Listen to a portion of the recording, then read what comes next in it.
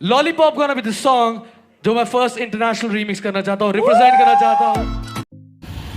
Hello guys, हमारे channel में पे स्वागत है आप सबको। और हमारे चैनल में नए हैं, सब्सक्राइब कर लीजिए, लाइक कीजिए, कमेंट कीजिए और शेयर कीजिए।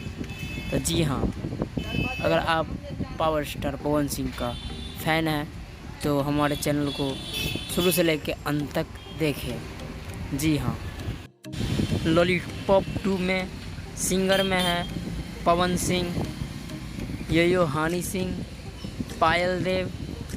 और डांसर की बात करूं तो डांसर सबके चहेता बता दो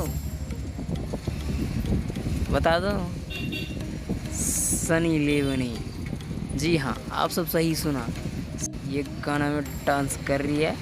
तो सनी लियोनी की तरफ से 2 बार डेट भी मिला था वीडियो शूट करने के लिए, लेकिन पवन भैया के पास टाइम नहीं है, इसके वजह से वो शूट पे नहीं पहुंच पा रहा है। तो जी हाँ, ये लास्ट महीने तक हो जाएगा। पवन भैया का गाना रिलीज हुआ है, वो आप सब जरूर सुने। तब आके लाइक कीजिए, शेयर कीजिए, कमेंट कीजिए।